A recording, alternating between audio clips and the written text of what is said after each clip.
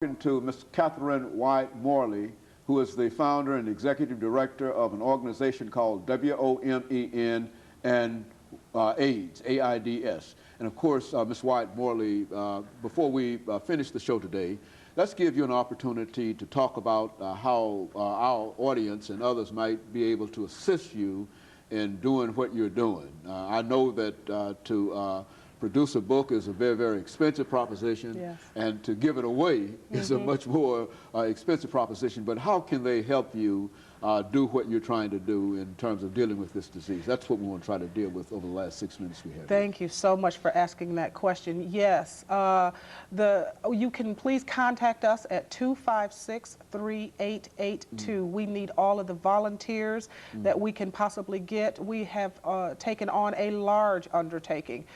You're absolutely correct in the book. It is expensive. We give it away, but there is a cost somewhere. We are a nonprofit organization. All of the donations are tax deductible. We desperately need your support. $50, $100 helps us do our work. We are in the street every day, 6 days a week. We provide referral assistance in housing and food. We help people acquire their drugs and medicine. We do a lot of counseling. We are in the process of setting up to become a testing site. There are many, many women, black, white, heads of households, single, crack addicted, just women that are married, women that are just everyday, ordinary women that could use your support. Every tax-deductible dollar that everyone can donate will help to go a very, very, very long way in supporting the Nashville community. We really, really could use the audience support. And of course, you've also mentioned that you've had an opportunity to appear in several other forums dealing with this, and so the organization is going much beyond Nashville now. Is that what we're saying? Yes, yes. I have appeared on CNN in '97, inducted into the Women's National Hall of Fame in '97. Also, I do a lot of work in Bangkok, Thailand. The organization is setting up an office prayerfully in Bangkok, Thailand soon. And so we are internationally known, but the work here in Nashville area is intense, entrenched work that we desperately could use the support of the local community. And again, every tax-deductible dollar that they give goes right back into the community. If anyone is aware, there is no dollars in nonprofit living. There is no dollars, so we could definitely use your support. Now, Women on Maintaining Education and Nutrition has been funded through the Centers for Disease Control, Congressional Black Caucus dollars in 1999.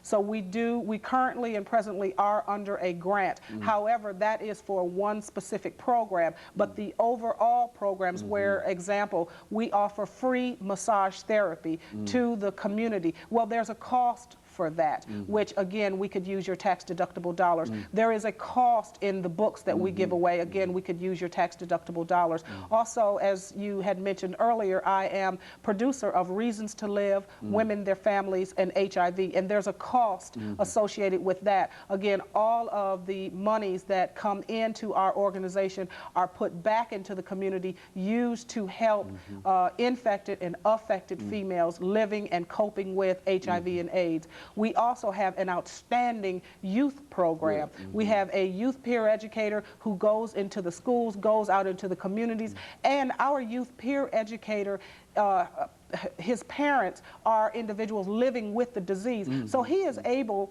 to give a first-hand account of what it is to be a young person who is totally affected by this disease. So again, people's tax-deductible dollars are greatly needed to enhance and expand our youth peer program as well.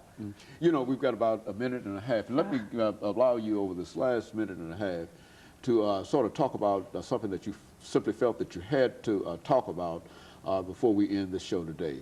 Something that's top priority in terms of your mind as to what we might be able to do and what you might be able to do or others might be able to do dealing with this disease?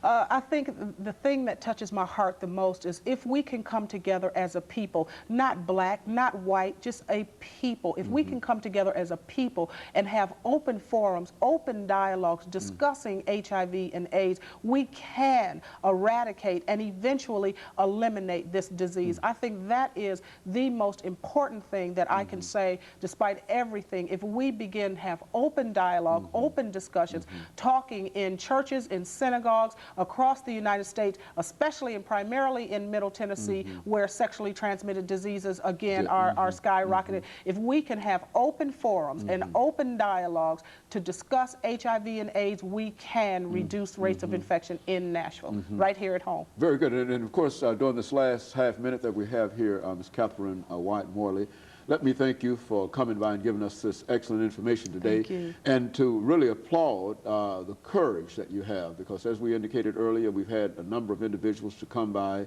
to talk about themselves being impacted by this disease. And we know that it takes a lot of courage to make a decision to come out and say that, yes, I do have this disease, but I am willing to work in order to keep other folks from having the same kind of problems that I'm having. And of course, I think that you're doing an excellent job, and we certainly applaud you for that. And let me encourage our audience to tune in again next week for another informative edition of Comments. Thank you, and good morning.